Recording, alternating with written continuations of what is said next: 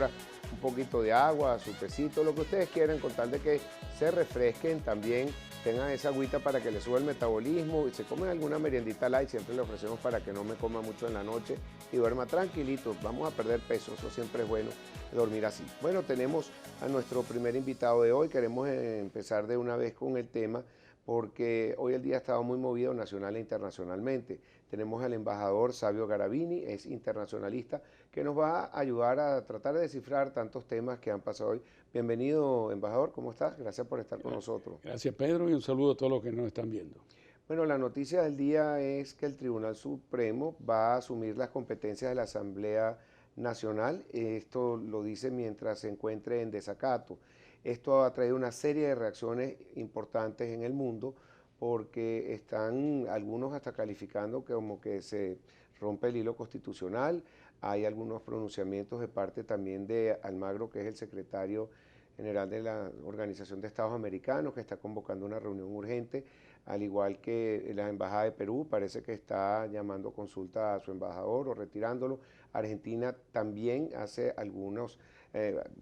ha hecho algunas afirmaciones sobre lo que está ocurriendo aquí, no llega al extremo de llamar a consulta al embajador, pero quería saber qué es lo que está ocurriendo, por qué esta reacción internacional ante lo que está pasando en Venezuela. Bueno, Pedro, indudablemente estamos viviendo una situación muy anormal en el país. Hay una evidente violación de la Constitución. En ningún país del mundo el Tribunal Supremo de Justicia, además un tribunal que fue nombrado por la Asamblea Nacional anterior, cuando ya había perdido la legitimidad porque había sido ya electa la nueva Asamblea Nacional, viene nombrado el 25 de diciembre de 2014, si bien recuerdo, perdón, 15, fuera de los tiempos normales, y muchos de ellos, esos magistrados sin los requisitos para ser magistrados. Todo eso, ese tribunal no solo anula durante todo el año 2016 y el 17 todas las leyes, o prácticamente todas las leyes y todas las decisiones que la Asamblea Nacional, electa por cierto por la mayoría del pueblo venezolano, las anula por inconstitucionales, y eso ya era discutible. Esta vez va más allá, usurpa las funciones, o sea, se atribuye las funciones del legislativo.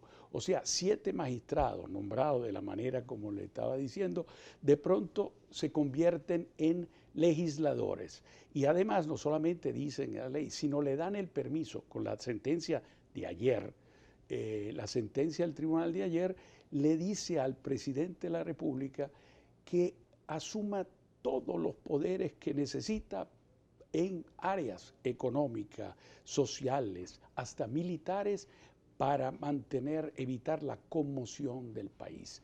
¿Cuál conmoción? Yo en este momento no estoy viendo ninguna conmoción. Lo que sí es cierto es que le dan poderes sin duda alguna extraordinarios y fuera de la Constitución al presidente de la República. Entonces, obviamente, si había alguna duda de que en Venezuela había una alteración grave del orden constitucional, ahora hay esa evidencia. Y por eso es la reacción, el primer país, el Perú, con un comunicado muy claro, donde define que hay una violación no solo de la Carta Democrática Interamericana, que fue firmada por Chávez en el 2001, sino de la propia Carta de la OEA, artículo primero, que habla precisamente que los miembros de la OEA tienen que ser una democracia representativa. Aquí, al no haber separación de poderes, al haberle dado al presidente todos los poderes, repito, no delegado por la Asamblea Legislativa, porque si se lo diera a la Asamblea Nacional, sería un habilitante. Sería un habilitante, y todavía hay límites ahí también, no le pueden dar todos, pero aquí es el tribunal, 7 magistrados nombrados por ellos mismos, o sea, nombrados por el gobierno, vamos a decir, la asamblea anterior, y por lo tanto que no tienen la legitimidad actual. ¿Qué tiene más legitimidad? El Tribunal Supremo de Justicia, porque el presidente la invoca diciendo que es el tribunal más alto y que lo ordena a él a tomar esos poderes habilitantes, y habla como que si fuera la corte celestial que lo está ordenando. ¿Eso o el poder originario que tiene la Asamblea Nacional? Bueno, en tu pregunta evidentemente hay la respuesta. O sea, estamos frente a una situación de un poder que fue electo por alrededor de 8 millones de votantes, la mayoría de 2/3 de la población votante, sino que además representa a los 14 millones que votan, porque no es que representa solo a aquellos, porque la asamblea son todos, la mayoría y la minoría.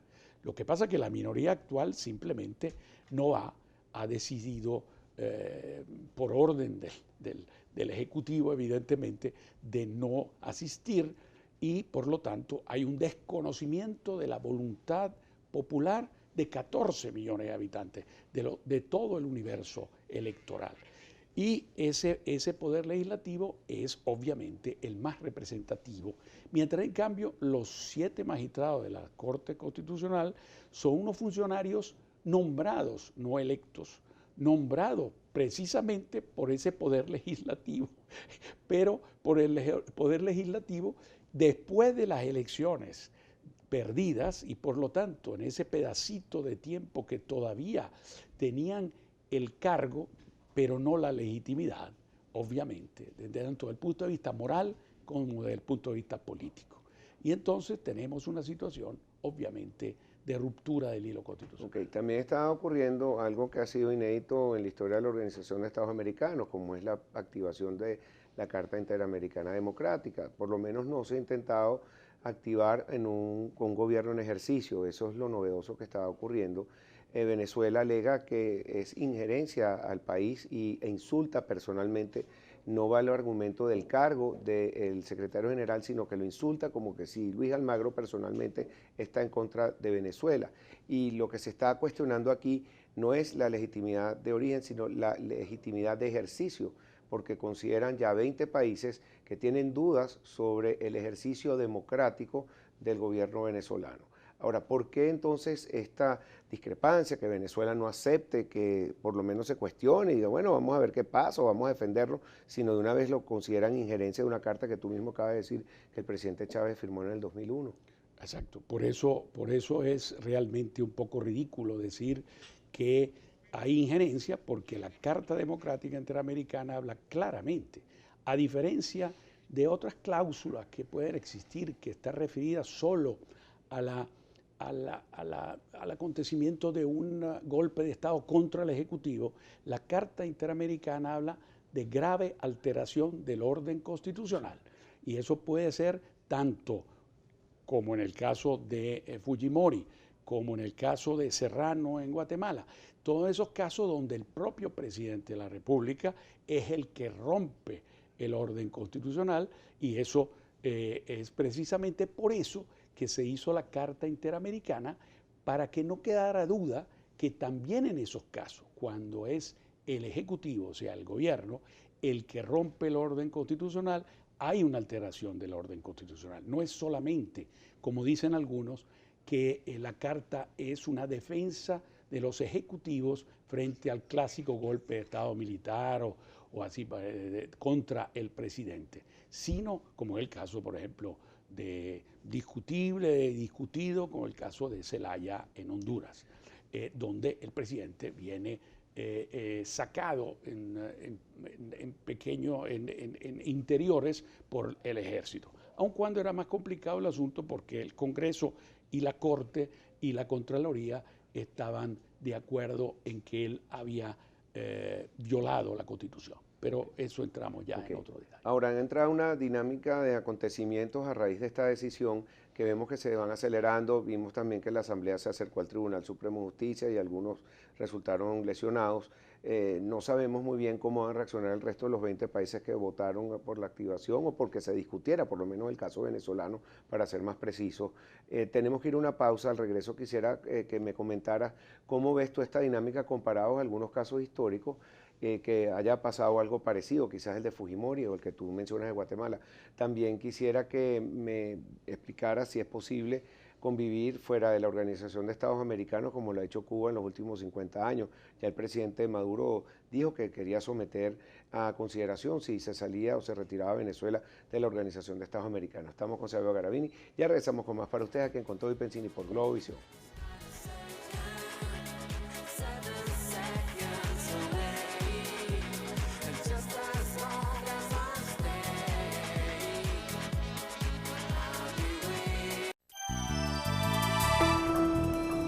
Usted está viendo Con Todo y Pensini. Mira a los lados. Y asumió los poderes legislativos con el apoyo de la Fuerza Armada pero ahí hay que recordar que hay dos grandes diferencias con el caso de Fujimori.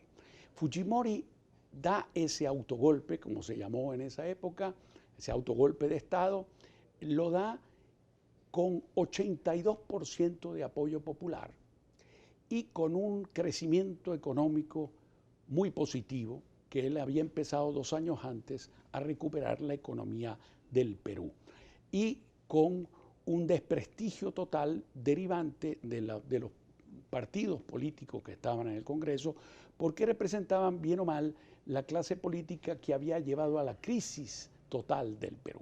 Por lo tanto, aquí tenemos dos grandes diferencias con Venezuela.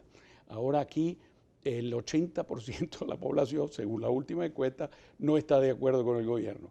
Y la situación económica, todos los venezolanos, no solamente económica, socioeconómica, es de niveles desastrosos. Por lo tanto, dos grandes diferencias. En cambio, a mí me parece que se parece un poco más, aún hay diferencias allí, con el llamado Serranazo. En mayo de 1993, el presidente Jorge Serrano de Guatemala, viendo el caso del Perú, le gustó. Yo era embajador en esa época y sé que en mis conversaciones antes de dar el autogolpe, me había manifestado como simpatía de lo que Fujimori había hecho. Y efectivamente, en mayo del 93, también se da un autogolpe. Suspende la función del Congreso, manda al Congreso a su casa y con el apoyo de la Fuerza Armada asume todos los poderes. ¿Qué sucedió allí? Bueno, la diferencia era que Serrano tenía el 25% de apoyo, o sea, no tan malo como acá, pero más o menos maloso. Y la situación económica no era tan buena como en Perú, no era tan mala como en Venezuela, pero no estaba muy bien. Curiosamente, ¿qué sucedió? Un mes más tarde, la Fuerza Armada dieron un comunicado diciendo que querían restaurar el orden constitucional. Y el presidente Serrano salió al exilio, donde todavía se encuentra. Así que digamos que esos son los dos ejemplos más cercanos. Hay algo que coinciden y curiosamente el presidente Maduro de Venezuela con el senador republicano Marco Rubio de los Estados Unidos, que los dos se hacen la misma pregunta, que para qué sirve la Organización de Estados Americanos. Porque por un lado el presidente Maduro dice para qué sirve esta institución que ya no sirve, está caduca y la critica, y sobre todo personalmente al secretario general, a Luis Almagro, pero Marco Rubio también se pregunta lo mismo, que para qué sirve esa organización si no son capaces de aplicar y activar la Carta Interamericana. No sirve la Organización de Estados Americanos. Recientemente también el ex embajador allá en Washington, Roy Chatterton, dijo que Venezuela perfectamente podía vivir sin pertenecer a la Organización de Estados Americanos, y dice que el presidente Chávez dejó unos anillos de seguridad muy fuertes que no vamos a necesitar para tener que convivir con la OEA. Y eso llama la atención porque estos son anillos misteriosos, no sé de qué se trata, quizá a nivel diplomático tú puedas saber de eso más que yo. Bueno, lo veremos. Lo que pasa es que hay que entender que las organizaciones intergubernamentales tienen sus funciones y tienen sus límites. O sea, no se le puede pedir a la OEA más de lo que puede dar. La OEA puede aplicar la Carta Democrática Interamericana y efectivamente lo que yo creo que va a pasar es que va a haber una nueva reunión del Consejo Permanente y allí se va a analizar la situación y va a haber una resolución al respecto. La mayoría de los países de América Latina piensan, y en eso estoy de acuerdo, que antes de ir a la suspensión de Venezuela, que es la sanción final. Eso es un proceso. Y ese proceso que digamos, el secretario Almagro define que era como agotado. Y allí la mayoría de los países no piensa así. O sea, ¿qué etapa está agotada según Almagro? Que yo creo que lo hizo para presionar más que se lo crea. Él dice las gestiones diplomáticas, que el artículo 20 de la Carta Democrática prevé antes de llegar a la suspensión. Eso está agotado porque fue el proceso iniciado por el trío de Zapatero, Torrijos y Fernández. Pero algunos países te podrían decir, y creo que esa es la mayoría, la opinión mayoritaria, que eso fue una bendición que le dio a la OEA a algo que había creado UNASUR. ¿Te acuerdas? Fue Samper, secretario de UNASUR, que nombró a estos tres, vamos a decir, intermediarios o mediadores, y los nombró con la venia solo del gobierno y no tanto de la oposición. Sabemos que esa situación existe. Entonces, la mayoría de los países podría proponer, por ejemplo, el nombramiento de un grupo de amigos. Grupo de amigos viendo un poco la experiencia de las guerras civiles centroamericanas que terminaron, muy bien por cierto, en los años 90. Bueno, terminó con un pacto de gobernabilidad, con los pactos de la Moncloa. Y también en España, lógicamente, el pacto de la Moncloa. Pero en el caso de los grupos de amigos, que fue el grupo de Contadora, el grupo de amigos de El Salvador, el grupo de amigos de Guatemala, en el cual, por cierto, yo estuve muy involucrado hasta la firma de la paz en el 97. O sea, la diferencia sería, en cambio de 3 expresidentes que tienen un relativo prestigio personal, 5 gobiernos en el cargo, entre los cuales podría estar gente, o sea, gobiernos fuera de América Latina, por ejemplo, Noruega, por ejemplo, España, como fue el caso en Centroamérica, y estos gobiernos implicarían una acción diplomática inicial que evidentemente veríamos si el gobierno de Venezuela lo acepta. Probablemente no lo acepte, pero si no lo acepta, el costo político es mucho más elevado. O sea, hay que entender que lo que va a venir de parte del sector internacional, de la comunidad internacional, es presión diplomática, y lo que debe preocuparle al gobierno venezolano, y se va a preocupar, y me da la impresión por la reacción que estuvo dentro del aula, allí dentro del Consejo Permanente, que se está preocupando, es el aislamiento y la pérdida de influencia. Cuando uno ve que hubo 20 votos, entre los cuales había votos del Caribe, y después un país del Caribe que siempre apoyó a Venezuela, Grenada, se ausenta, ni siquiera 2 se abstienen. Entonces, da la impresión que obviamente eso no pasaba hace 2 o 3 años. Recordemos el caso Venezuela-Colombia, que hubo un enfrentamiento en el Consejo Permanente. Colombia obtuvo solo 17 votos, uno menos de lo necesario, porque Venezuela se opuso a esa resolución, que era precisamente, ¿se acuerdan?, por uno de los tantos conflictos que ha habido entre Venezuela y Colombia. Pero en ese momento Venezuela fue capaz de parar y de lograr una mayoría, porque es una mayoría, aunque entre abstenciones y no, tenía mayoría. Ahora no tiene ya la mayoría de apoyos. Y lo que viene entonces es presión. Rapidito, me quedan segundos. ¿Crees que puedan venir medidas de embargo, como han anunciado algunos voceros del gobierno? Eso no viene por la Carta Democrática. Lo que vendría es acciones de carácter unilateral de parte de países, pero evidentemente eso tiene más que ver con un posible default de Venezuela, que también está en veremos. Sí, yo no creo que venga default, pero estaríamos demasiado mal ya para ese momento si entramos en default. Creo que tienen los fondos para pagar. Lo que pasa es que la coincidencia es que es dentro de una semana, que 2 semanas máximo que tienen que pagar estos fondos, y coincide con Semana Santa. Pero bueno, Sabio, muchísimas gracias por estar con nosotros y te espero pronto en el programa. Vamos a ver cómo se van desarrollando los acontecimientos. Muchísimas gracias. Ha sido un gusto y un placer. Un saludo a todos. El placer es todo nuestro. Ya regresamos con Maripili Hernández, periodista, aquí en Con Todo y Pensini por Globovisión.